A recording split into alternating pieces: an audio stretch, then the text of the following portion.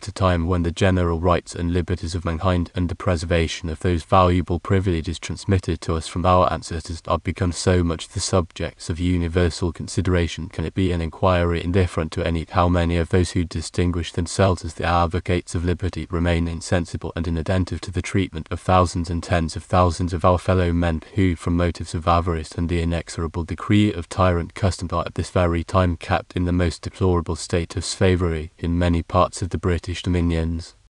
The intent of publishing the following sheets is more fully to make known the aggravated iniquity attending the practice of the slave trade, whereby many thousands of our fellow creatures, as free as ourselves by nature and equally with us the subjects of Christ's redeeming grace, are yearly brought into inextricable and barbarous bondage, and many, very many, to miserable and untimely ends.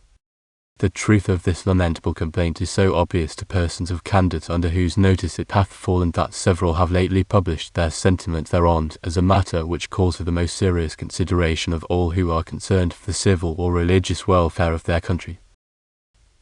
How an evil of so deep a dye hath so long not only passed uninterrupted by those in power, but hath even had their countenance, is indeed surprising, and charity would suppose must in a great measure have arisen from this, that many persons in government, both of the clergy and laity, in whose power it hath been to put a stop to the trade, have been unacquainted with the corrupt motives which gives life to it, and with the groans, the dying groans, which daily ascend to God the common Father of mankind from the broken hearts of those his deeply oppressed creatures. Otherwise the powers of the earth would not, I think I may venture to say, could not have so long authorized a practice so inconsistent with every idea of liberty and justice, which, as the learned James Foster says, bids that God, which is the God and Father of the Gentiles unconverted to Christianity, most daring and bold defiance, and spurns at all the principles both of natural and revealed religion.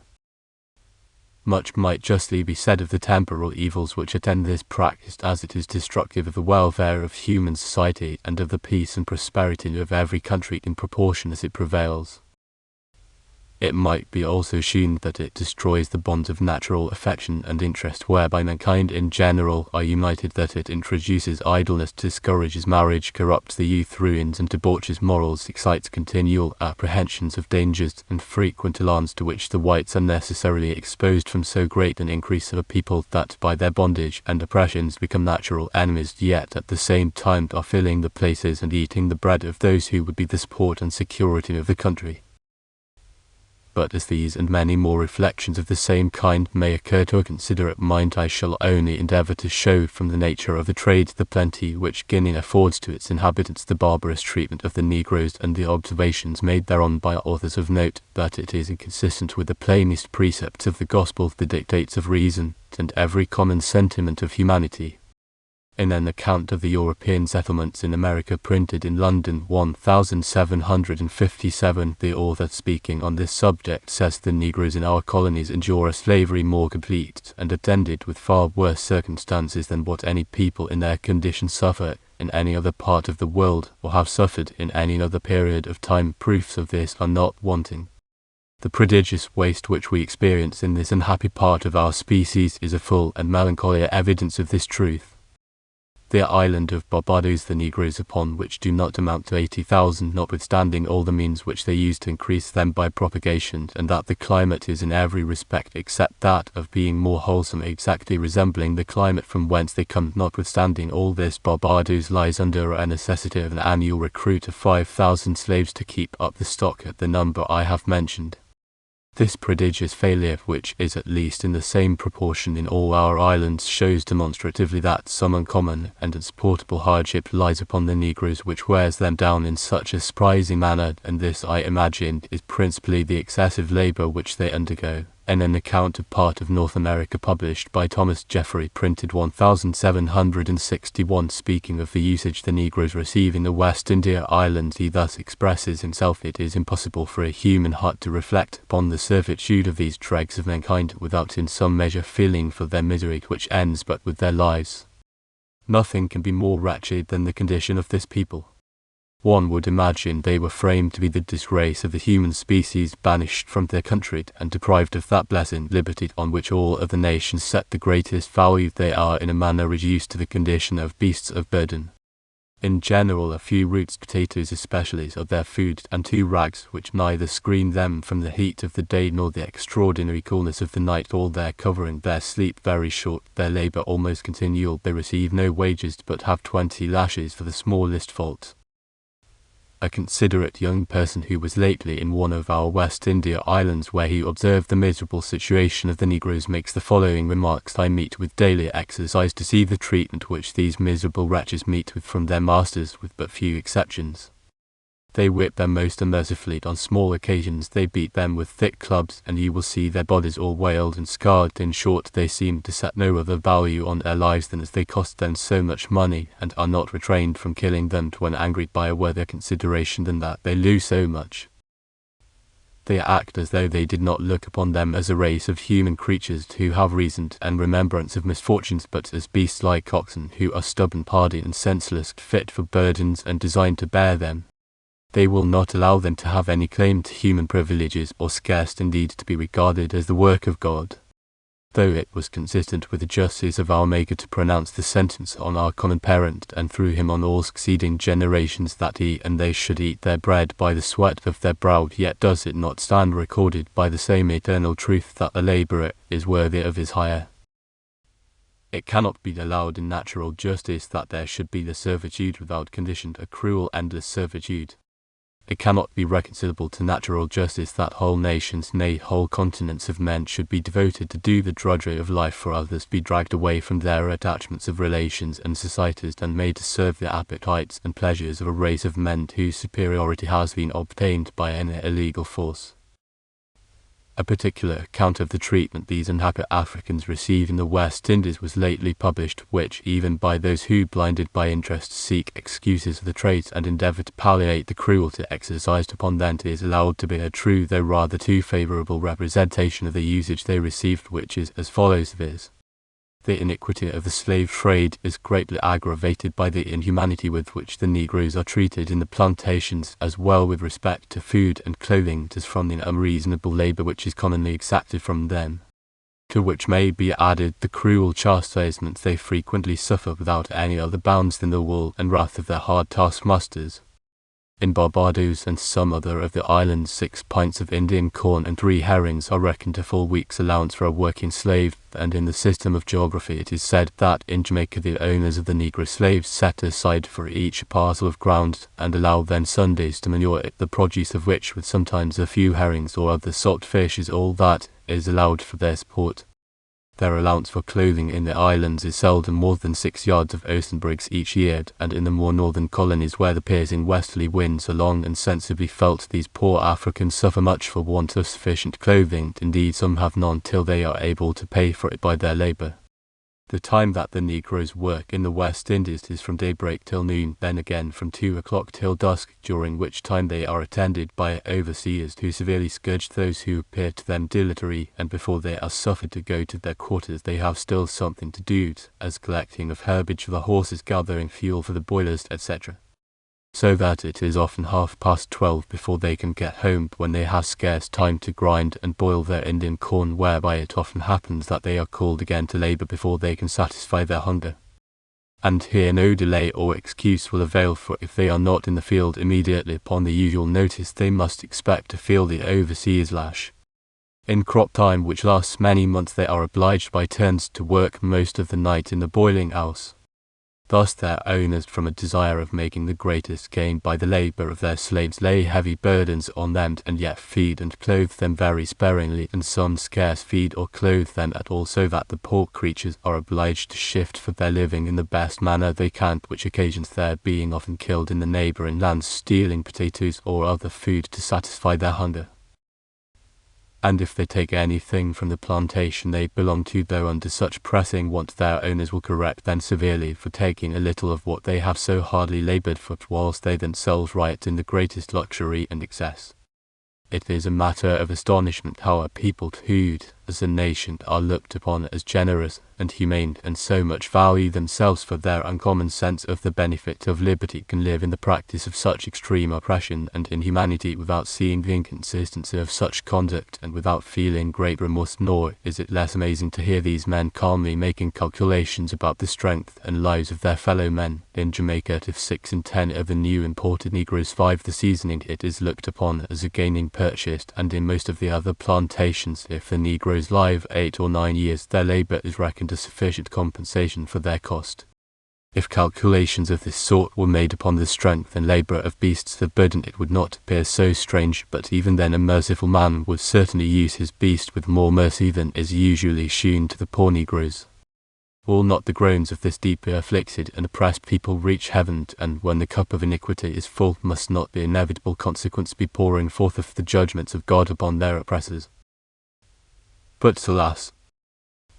is it not too manifest that this oppression has already long been the object of the divine displeasure? For what heavier judgment, what greater calamity can befall any people than to become a prey to that hardness of heart, that forgetfulness of God, and insensibility to every religious impression, as well as that general depravation of manners which so much prevails in the colonies, in proportion as they have more or less enriched themselves at the expense of the blood and bondage of the Negroes?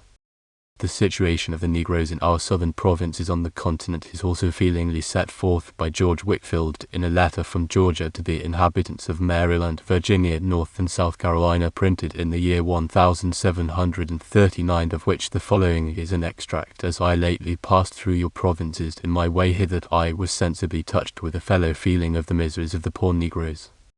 Whether it be lawful for Christians to buy slaves and thereby encourage the nations from whom they are bought to be at perpetual war with each other, I shall not take upon me to determine. Sure I am it is sinful when bought to use them as bad, nay worse than as though they were brutes, and whatever particular exception there may be, as I would charitably hope there are some, I fear the generality of you that own Negroes are liable to such a charge, for your slaves, I believe, work as hard, if not harder, than the horses whereon you ride.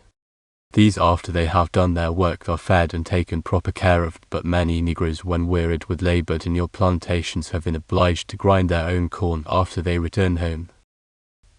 Or dogs are caressed and fondled at your table, but your slaves, who are frequently styled dogs or beasts, have not an equal privilege. They are scarce permitted to pick up the crumbs which fall from their master's table. Not to mention what numbers have been given up to the inhuman usage of cruel taskmasters, who by their unrelenting scourges have ploughed their backs and made long furrows, and at length brought them even to death. When passing along, I have viewed your plantations cleared and cultivated, many spacious houses built, and the owners of them faring sumptuously every day. My blood has frequently almost run cold within me to consider how many of your slaves had neither convenient food to eat or proper raiment to put on, notwithstanding most of the comforts you enjoy were solely owing to their indefatigable labours. The Scripture says, "Thou shalt not muzzle the ox that treadeth out the corn." Does God take care for oxen? And will he not take care of the Negroes also? Undoubtedly he will. Go to now, ye rich men, weep and howl for your miseries that shall come upon you. Behold, the provision of the poor Negroes who have reaped down your fields, which is by you denied them, crieth, and the cries of them which reaped are entered into the ears of the Lord of Sabaoth. We have a remarkable instance of God's taking cognizance of and avenging the quarrel of poor slaves to Sam. Romans 21. 1. There was a famine in the days of David 3 years, year after year, and David inquired of the Lord, and the Lord answered, It is for Saul and for his bloody house, because he slew the Gibeonites. Two things are here very remarkable. First, these Gibeonites were only hewers of wood and drawers of water, or in other words, slaves like yours. Secondly, that this plague was sent by God many years after the injury the cause of the plague was committed. And for what end were this and such like examples recorded in Holy Scriptures? Without doubt for our learning. For God is the same today as he was yesterday, and will continue the same forever. He does not reject the prayer of the poor and destitute, nor disregard the cry of the meanest Negro. The blood events spilt for these many years in your respective provinces will ascend up to heaven against you. Some who have only seen Negroes in an abject state of slavery, broken-spirited and dejected, knowing nothing of their situation in their native country, may apprehend that they are naturally insensible of the benefits of liberty, being destitute and miserable in every respect, and that our suffering them to live amongst us as the Gibeonites of old were permitted to live with the Israelites, though even on more oppressive terms, is to them a favour. But these are certainly erroneous opinions with respect to far the greatest part of them, although it is highly probable that in a country which is more than 3,000 miles in extent from north to south, and as much from east to west, there will be barren parts and many inhabitants more uncivilized and barbarous than others, as is the case in all other countries. Yet from the most authentic accounts the inhabitants of Guinea appear, generally speaking, to be an industrious, humane, sociable people, whose capacities are naturally as enlarged and as open to improvement as those of the Europeans, and that their country is fruitful and in many places well improved, abounding in cattle, grain and fruits. And as the earth yields all the year round a fresh supply of food, and but little clothing is requisite by reason of the continual warmth of the climate, the necessaries of life are much easier procured in most parts of Africa than in our more northern climes. This is confirmed by many authors of note who have resided there, among others M.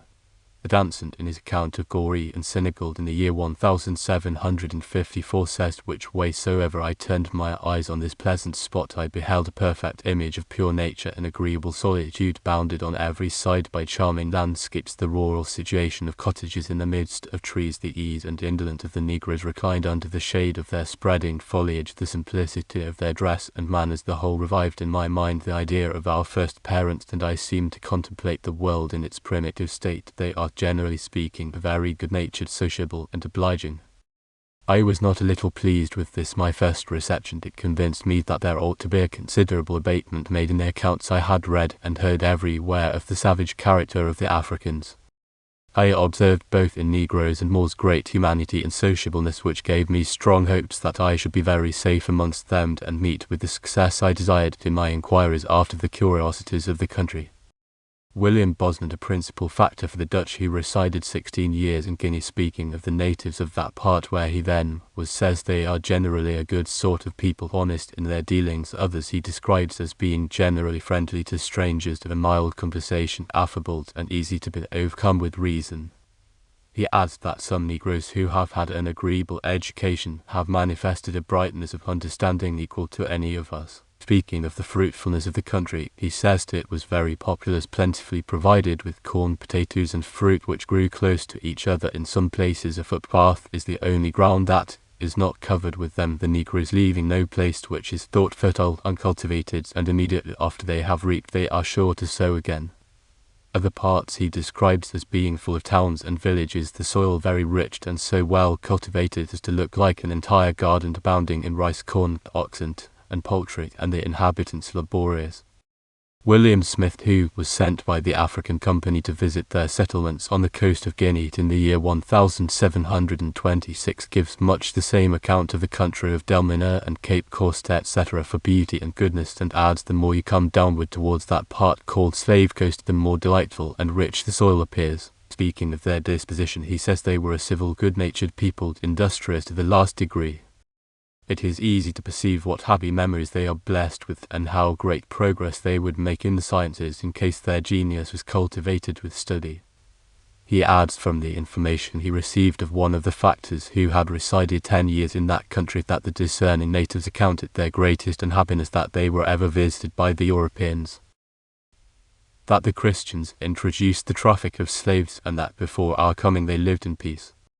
Andrew Brute, a principal man in the French factory, in the account he gives of the great river Senegal, which runs many hundred miles up the country, tells his readers, the farther you go from the sea, the country on the river seems more fruitful and well improved. It abounds in Guinea and Indian corn, rice, pulse, tobacco and indigo.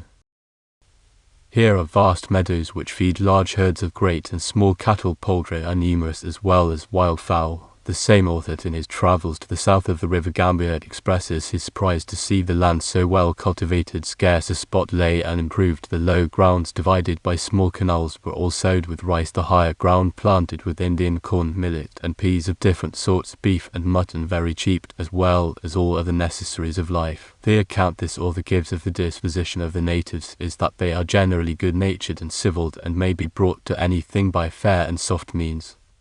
Barter, speaking of the same people, says they are a sincere, inoffensive people, and do no injustice either to one another or strangers.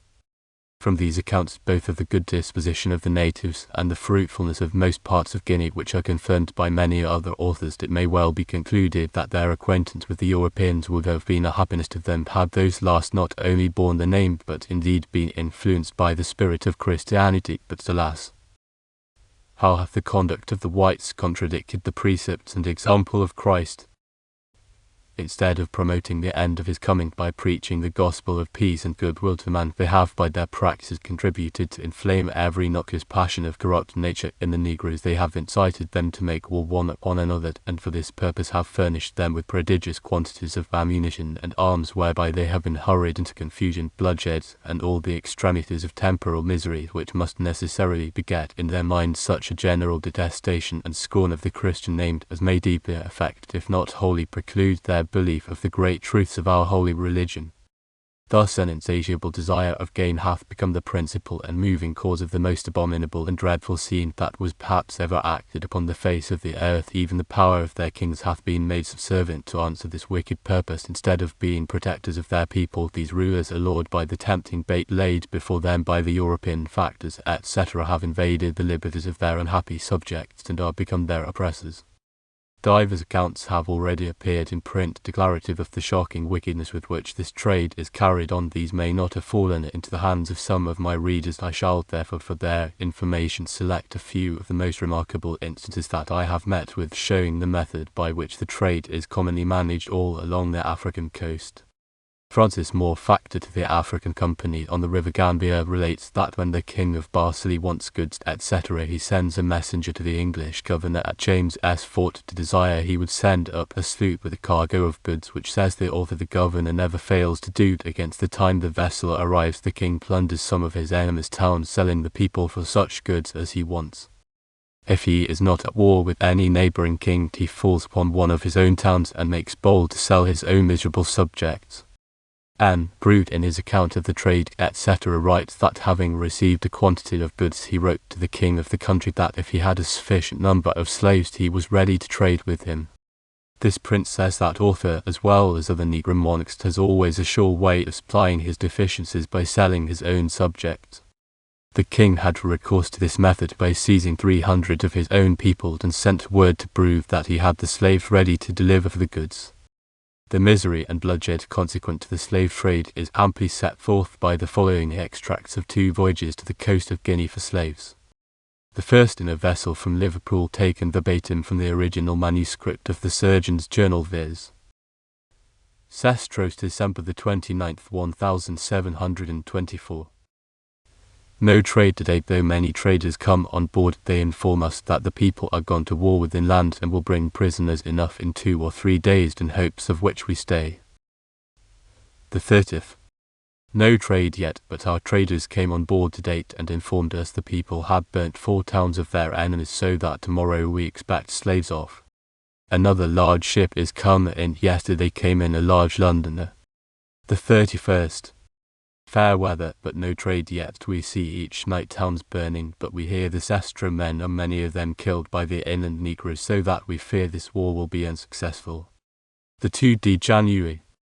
Last night we saw a prodigious fire break out about 11 o'clock, and this morning see the town of Sestro burnt down to the ground. It contains some hundreds of houses, so that we find their enemies are too hard for them at present, and consequently our trade spoiled here, so that about 7 o'clock we weighed anchor, as did likewise the 3 other vessels, to proceed low down. The second relation, also taken from the original manuscript journal of a person of credit who went sojourn on the same account in a vessel from New York to the coast of Guinea about 19 years past, is as follows, viz. Being on the coast at a place called Bassalia, the commander of the vessel, according to custom, sent a person on shore with a present to the king, acquainting him with his arrival and letting him know they wanted a cargo of slaves. The king promised to furnish them with slaves, and in order to do it set out to go to war against his enemies, designing also to surprise some town and take all the people prisoners. Some time after, the king sent them word he had not yet met with the desired success, having been twice repulsed in attempting to break up 2 towns, but that he still hoped to procure a number of slaves for them, and in this design he persisted till he met his enemies in the field, where a battle was fought, which lasted 3 days, during which time the engagement was so bloody that 4,500 men were slain on the spot. The person that wrote the account beheld the bodies as they lay on the field of battle. Think, says he in his journal, what a pitiable sight it was to see the widows weeping over their lost husbands, orphans deploring the loss of their fathers, etc., etc. Those who are acquainted with the trade agree that many Negroes on the sea-coast who have been corrupted by their intercourse and converse with the European factors have learnt to stick at no act of cruelty for gain. These make it a practice to steal abundance of little blacks of both sexes when found on the roads or in the fields, where their parents keep them all day to watch the corn, etc. Some authors say the Negro factors go 600 or 700 miles up the country with goods bought from the Europeans, where markets of men are kept in the same manner as those of beasts with us. When the poor slaves, whether brought from far or near, come to the seashore, they are stripped naked and strictly examined by the European surgeons, both men and women, without the least distinction or modesty. Those which are approved as good are marked with a red-hot iron, with the ships marked, after which they are put on board the vessels, the men being shackled with irons 2 and 2 together. Reader, bring the matter home and consider whether any situation in life can be more completely miserable than that of those distressed captives. When we reflect that each individual of this number had some tender attachment which was broken by this cruel separation, some parent or wife who had not an opportunity of mingling tears in a parting embrace, perhaps some infant or aged parent whom his labour was to feed and vigilance protect, themselves under the dreadful apprehension of an unknown perpetual slavery, pent up within the narrow confines of a vessel, sometimes 600 or 700 together, where they lie as close as possible. Under these complicated distresses they are often reduced to a state of desperation, wherein many have leaped into the sea and have kept themselves under water till they were drowned. Others have starved themselves to death, for the prevention whereof some masters of vessels have cut off the legs and arms of a number of those poor desperate creatures to terrify the rest. Great numbers have also frequently been killed, and some deliberately put to death under the greatest torture, when they have attempted to rise in order to free themselves from their present misery and the slavery designed them. An instance of the last kind appears particularly in an account given by the master of a vessel who brought a cargo of slaves to Barbados. Indeed, it appears so irreconcilable to the common dictates of humanity that one would doubt the truth of it had it not been related by a serious person of undoubted credit, who had it from the captain's own mouth. Upon an inquiry what had been the success of his voyage, he answered that he had found it a difficult matter to set the Negroes a-fighting with each other in order to procure the number he wanted, but that when he had obtained this end and had got his vessel filled with slaves, a new difficulty arose from their refusal to take food, those desperate creatures choosing rather to die with hunger than to be carried from their native country. Upon a farther inquiry by what means he had prevailed upon them to forego this desperate resolution, he answered that he obliged all the Negroes to come upon deck, where they persisted in their resolution of not taking food. He caused his sailors to lay hold upon one of the most obstinate, and chopped the poor creature into small pieces, forcing some of the others to eat a part of the mangled body, withal swearing to the survivors that he would use them all one after the other in the same manner if they did not consent to eat. This horrid execution he applauded as a good act, it having had the desired effect in bringing them to take food.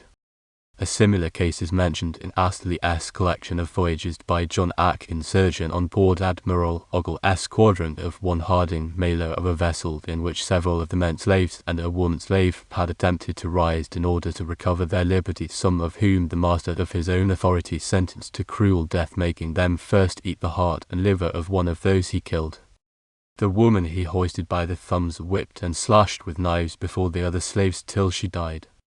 As detestable and shocking as this may appear to such whose hearts are not yet hardened by the practice of that cruelty which the love of wealth by degrees introduceth into the human mind, it will not be strange to those who have been concerned or employed in the trade. Now here arises a necessary query to those who hold the balance and sword of justice, and who must account to God for the use they have made of it. Since our English law is so truly valuable for its justice, how can they overlook these barbarous deaths of the unhappy Africans without trial or due proof of their being guilty of crimes adequate to their punishment? Why are those masters of vessels, who are often not the most tender and considerate of men, thus suffered to be the sovereign arbiters of the lives of the miserable Negroes, and allowed with impunity thus to destroy, may I not say murder, their fellow creatures, and that by means so cruel as cannot be even related but with shame and horror? When the vessels arrive at their destined port in the colonies, the poor Negroes are to be disposed of to the planters, and here they are again exposed naked, without any distinction of sexes, to the brutal examination of their purchasers, and this, it may well be judged, is to many of them another occasion of deep distress, especially to the females. Add to this that near connections must now again be separated to go with their several purchasers. In this melancholy scene, mothers are seen hanging over their daughters, bedewing their naked breasts with tears, and daughters clinging to their parents, not knowing what new stage of distress must follow their separation, or if ever they shall meet again. And here what sympathy, what commiseration are they to expect? Why, indeed, if they will not separate as readily as their owners think proper, the whip is called for, and the lash exercised upon their naked bodies till obliged to part. Can any human heart that retains a fellow feeling for the sufferings of mankind be unconcerned at relations of such grievous affliction to which this oppressed part of our species are subjected? God gave to man dominion over the fish of the sea, and over the fowls of the air, and over the cattle, etc., but imposed no involuntary subjection of one man to another.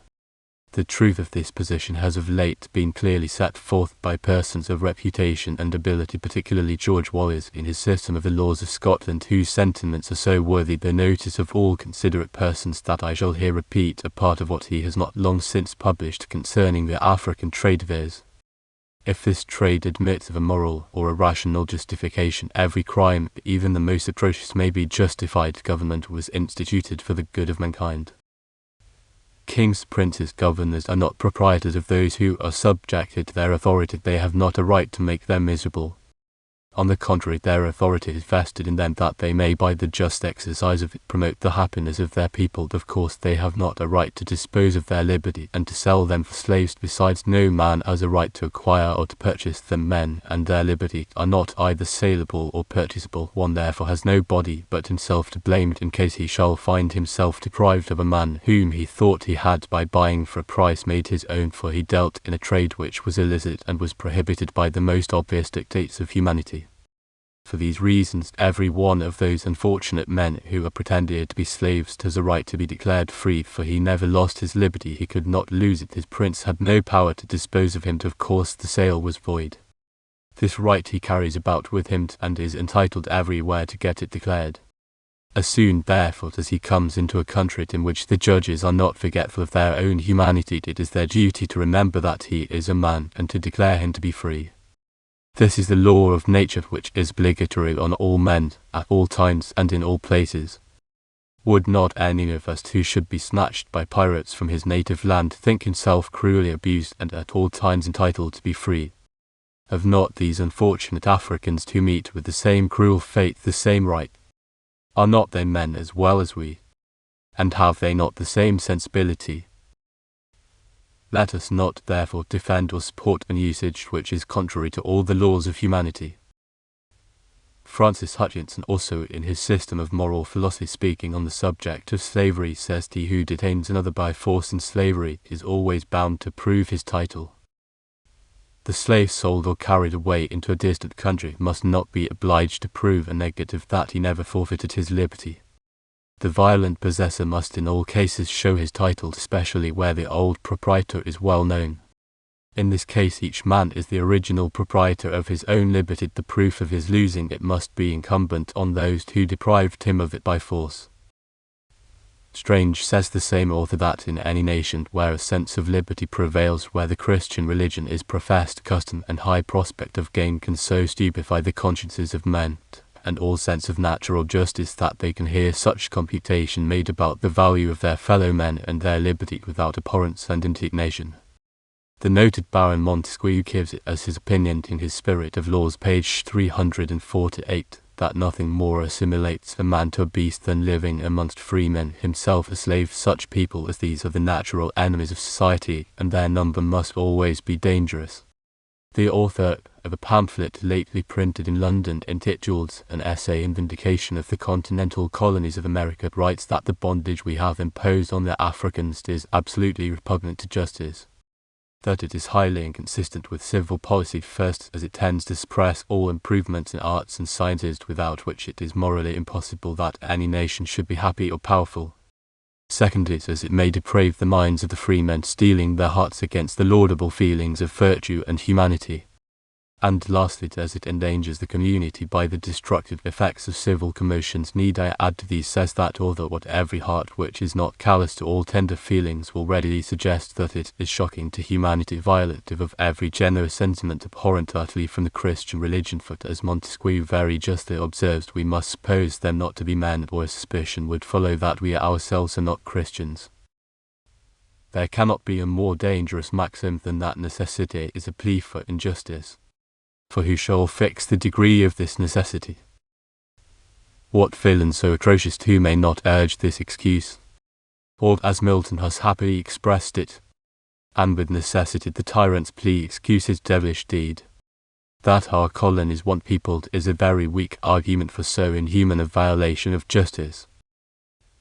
Shall a civilized Christian nation encourage slavery because the barbarous, savage, lawless African hath done it? Monstrous thought! To what end do we profess a religion whose dictates we so flagrantly violate? Wherefore have we that pattern of goodness and humanity if we refuse to follow it? How long shall we continue a practice which policy rejects, justice condemns, and piety dissuades? Shall the Americans persist in a conduct which cannot be justified, or persevere in oppression from which their hearts must recoil? If the barbarous Africans shall continue to enslave each other, let the demon slavery remain among them, that their crime may include its own punishment. Let not Christians, by administering to their wickedness, confess their religion to be a useless refinement, their profession vain, and themselves as inhuman as the savages they detest. James Foster, in his discourses on natural religion and social virtues, also shows his just indignation at this wicked practice, which he declares to be a criminal and outrageous violation of the natural rights of mankind. At page 156 to Devol, he says, should we have read concerning the Greeks or Romans of old that they traded with you to make slaves of their own species, to whom they certainly knew that this would involve in schemes of blood and murder, of destroying or enslaving each other, that they even fomented wars and engaged whole nations and tribes in open hostilities for their own private advantage, that they had no detestation of the violence and cruelty, but only feared the ill success of their inhuman enterprises, that they carried men like themselves, their brethren and the offspring of the same common parent, to be sold like beasts of prey or beasts of burden, and put them to the same reproachful trial of their soundness, strength, and capacity for greater bodily service, that, quite forgetting and renouncing the original dignity of human nature, communicated to all they treated them with more severity and ruder discipline than even the ox or the ass, who are void of understanding. Should we not, if this had been the case, have naturally been led to despise all their pretended refinements of morality, and to have concluded that, as they were not nations destitute of politeness, they must have been entire strangers to virtue and benevolence? But notwithstanding this, we ourselves, who profess to be Christians and boast of the peculiar advantage we enjoyed by means of an express revelation of our duty from heaven, are in effect these very untaught and rude heathen countries. With all our superior light we instill into those whom we call savage and barbarous the most despicable opinion of human nature. We to the utmost of our power weaken and dissolve the universal tie that binds and unites mankind. We practice what we should exclaim against as the utmost excessive cruelty and tyranny, if nations of the world, differing in colour and form of government from ourselves, were so possessed of empire as to be able to reduce us to a state of unmerited and brutish servitude. Of consequence, we sacrifice our reason, our humanity, our Christianity to an unnatural sordid gain. We teach other nations to despise and trample underfoot all the obligations of social virtue. We take the most effectual method to prevent the propagation of the gospel by representing it as a scheme of power and barbarous oppression, and an enemy to the natural privileges and rights of men. Perhaps all that I have now offered may be of very little weight to restrain this enormity, this aggravated iniquity. However, I shall still have the satisfaction of having entered my private protest against a practice which, in my opinion, bids that God who is the God and Father of the Gentiles unconverted to Christianity most daring and bold defiance, and spurns at all the principles both of natural and revealed religion. How the British nation first came to be concerned in a practice by which the rights and liberties of mankind are so violently infringed, and which is so opposite to the apprehensions Englishmen have always had of what natural justice requires, is indeed surprising. It was about the year 1563 in the reign of Queen Elizabeth that the English first engaged in the Guinea trade, when it appears from an account in Hill's Naval History, page 293, that when Captain Hawkins returned from his first voyage to Africa, that generous-spirited princess, attentive to the interest of her subjects, sent for the commander, to whom she expressed her concern lest any of the African Negroes should be carried off without their free consent, declaring it would be detestable, and called down the vengeance of heaven upon the undertakers. Captain Hawkins promised to comply with the Queen's injunction. Nevertheless, we find in the account given in the same history of Hawkins' second voyage, the author, using these remarkable words, "Here began the horrid practice of forcing the Africans into slavery." Labat, a Roman missionary, in his account of the Isles of America at page 114 of the fourth vol, mentions that Louis XIII, father to the present French king's grandfather, was extremely uneasy at a law by which all the Negroes of his colonies were to be made slaves, but it being strongly urged to him as the readiest means for their conversion to Christianity, he acquiesced therewith.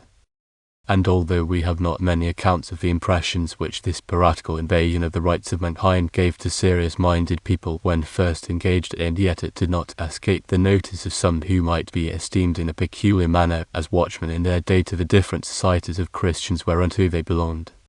Richard Baxter, an eminent preacher amongst the nonconformists in the last century, well known and particularly esteemed by most of the serious Presbyterians and Independents, in his Christian Directory, mostly wrote about 100 years ago, fully shows his detestation of this practice in the following words: "Do you not mark how God hath followed you with plagues?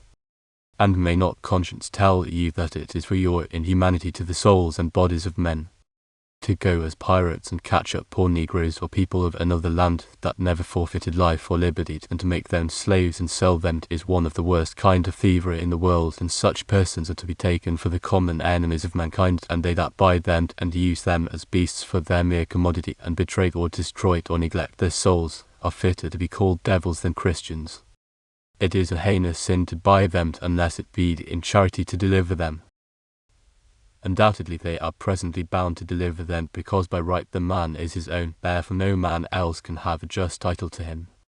We also find George Fox, a man of exemplary piety, who was a principal instrument in gathering the religious society of people called Quakers, expressing his concern and fellow feeling for the bondage of the Negroes in a discourse taken from his mouth in Barbados in the year 1671, says, "Consider with yourselves if you were in the same condition as the blacks are, who came strangers to you and were sold to you as slaves.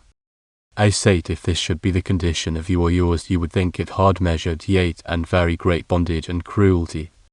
And therefore consider seriously of this, and do you for unto them as you would willingly have them or any other to do unto you were you in the like slavish condition, and bring them to know the Lord Christ." And in his journal, page 431, speaking of the advice he gave his friends at Barbados, he says, "I desired also that they would cause their overseers to deal mildly and gently with their Negroes, and not to use cruelty towards them as the manner of some had been, and that after certain years of servitude they should make them free." In a book printed in Liverpool called the Liverpool Memorandum Book, which contains among other things an account of the trade of that port, there is an exact list of the vessels employed in the Guinea trade and of the number of slaves imported in each vessel, by which it appears that in the year 1753 the number imported to America by vessels belonging to that port amounted to upwards of 30,000, and from the number of vessels employed by the African Company in London and Bristol we may with some degree of certainty conclude there is at least 100,000 Negroes purchased and brought on board our ships yearly from the coast of Africa on their account. This is confirmed in Anderson's History of Trade and Commerce, printed in 1764, where it is said at page 68 of the appendix that England supplies her American colonies with Negro slaves amounting in number to above 100,000 every year. When the vessels are full freighted with slaves, they set out for our plantations in America, and may be 2 or 3 months on the voyage, during which time from the filth and stench that is among them distempers frequently break out, which carry off a great many, to 5th, to 4th, yea, sometimes 1/3 of them, so that taking all the slaves together that are brought on board our ships yearly, one may reasonably suppose that at least 10,000 of them die on the voyage. And in a printed account of the state of the Negroes in our plantations, it is supposed that a 4th part more or less die at the different islands in what is called the seasoning. Hence it may be presumed that at a moderate computation of the slaves who are purchased by our African merchants in a year, near 30,000 die upon the voyage and in the seasoning. Add to this the prodigious number who are killed in the incursions and intestine wars by which the Negroes procure the number of slaves wanted to load the vessels. How dreadful then is this slave trade, whereby so many thousands of our fellow creatures, free by nature, endued with the same rational faculties, and called to be heirs of the same salvation with us, lose their lives, and are truly, and properly speaking, murdered every year. For it is not necessary, in order to convict a man of murder, to make it appear that he had an intention to commit murder. Whoever does by unjust force or violence deprive another of his liberty, and while he has him in his power, reduces him by cruel treatment to such a condition as evidently endangers his life, and the event occasions his death, is actually guilty of murder. It is no less shocking to read the accounts given by Sir Hans Sloane and others of the inhuman and unmerciful treatment those blacks meet with who survive the seasoning in their islands, often for transgressions to which the punishment they receive bears no proportion, and the horrid executions which are frequently made there upon discovery of the plots laid by the blacks for the recovery of their liberty. Of some they break the bones whilst alive on a wheel, others they burn or rather roast to death, others they starve to death with a loaf hanging before their mouths. Thus they are brought to expire with frightful agonies in the most horrid tortures. For negligence only they are unmercifully whipped till their backs are raw, and then pepper and salt is scattered on the wounds to heighten the pain and prevent mortification. Is it not a cause of much sorrow and lamentation that so many poor creatures should be thus racked with excruciating tortures for crimes which often their tormentors have occasioned? Must not even the common feelings of human nature have suffered some grievous change in those meant to be capable of such horrid cruelty towards their fellow men? If they deserve death, ought not their judges in the death decreed them always to remember that these their hapless fellow creatures are men, and themselves professing Christians? The Mosaic law teaches us our duty in these cases in the merciful provision it made in the punishment of transgressors due to Romans 25:2. And it shall be, if the wicked man be worthy to be beaten, that the judge shall cause him to lie down, and to be beaten before his face, according to his fault, by a certain number 40 stripes he may give him, and not exceed. And the reason rendered is out of respect to human nature, viz., lest if he should exceed and beat him above these with many stripes, then thy brother should seem vile unto thee. Britons boast themselves to be a generous, humane people who have a true sense of the importance of liberty, but is this a true character whilst that barbarous savage slave trade with all its attendant horrors receives countenance and protection from the legislature whereby so many thousand lives are yearly sacrificed? Do we indeed believe the truths declared in the gospel? Are we persuaded that the threatenings as well as the promises therein contained will have their accomplishment? If indeed we do, must we not tremble to think what a load of guilt lies upon our nation generally, and individually, so far as we in any degree abet or countenance this aggravated iniquity? We have a memorable instance in history which may be fruitful of instruction if timely and properly applied. It is a quotation made by Sir John Temple in his History of the Irish Rebellion, being an observation out of Geraldus Cambrensis, a noted author who lived about 600 years ago, concerning the causes of the prosperity of the English undertakings in Ireland when they conquered that island. He saith that a synod or council of the clergy being then assembled at Armagh, and that point fully debated, it was unanimously agreed that the sins of the people were the occasion of that heavy judgment then falling upon their nation, and that especially their buying of Englishmen from merchants and pirates, and detaining them under a most miserable hard bondage, had caused the Lord, by way of just retaliation, to leave them to be reduced by the English to the same state of slavery. Whereupon they made a public act in that council that all the English held in captivity throughout the whole land should be presently restored to their former liberty.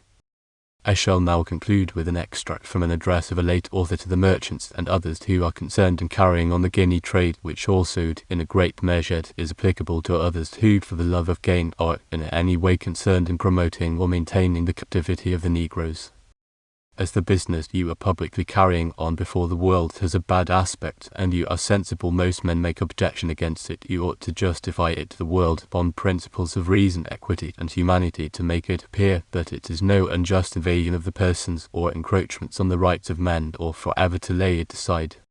But laying aside the resentment of men, which is but of little or no moment in comparison with that of the Almighty, think of a future reckoning, consider how you shall come off in the great and awful day of account. You now heap up riches and live in pleasure, but oh, what will you do in the end thereof? And that is not far off. What if death should seize upon you and hurry you out of this world under all that load of blood guiltiness that now lies upon your fowls? The Gospel expressly declares that thieves and murderers shall not inherit the kingdom of God. Consider that at the same time, and by the same means, you now treasure up worldly riches, you are treasuring up to yourselves wrath against the day of wrath and vengeance that shall come upon the workers of iniquity, unless prevented by a timely repentance. And what greater iniquity, what crime that is more heinous, that carries in it more complicated guilt, can you name than that, in the habitual deliberate practice of which you now live? How can you lift up your guilty eyes to heaven? How can you pray for mercy to him that made you, or hope for any favour from him that formed you, while you go on thus grossly and openly to dishonour him, in debasing and destroying the noblest workmanship of his hands in this low world? He is the Father of men, and do you think he will not resent such treatment of his offspring, whom he hath so loved as to give his only begotten Son, that whosoever believeth in him might not perish, but have everlasting life? This love of God to man revealed in the Gospel is a great aggravation of your guilt, for if God so loved us, we ought also to love one another. You remember the fate of the servant who took hold of his fellow servant who was in his debt by the throat, and cast him into prison. Think then, and tremble to think what will be your fate, who take your fellow servants by the throat that owe you not a penny, and make them prisoners for life. Give yourselves leave to reflect impartially upon and consider the nature of this man trade, which, if you do, your hearts must needs relent, if you have not lost all sense of humanity, all pity and compassion towards those of your own kind, to think what calamities, what havoc and destruction among them you have been the authors of for filthy lucre's sake. God grant you may be sensible of your guilt and repent in time. Finners, I hope you enjoyed reading the book A Caution to Great Britain and Her Colonies, in a short representation of the calamitous state of the enslaved Negroes in the British Dominions with me. If you liked this, please remember to like and subscribe. Please visit at Autonomy if you want to see different types of videos we produce. For statistics on our videos, visit at Autonomy.co. Visit our story reading channel website at https://autonomy.com/autonomyproject/autonomous stories/. Happy YouTube travels.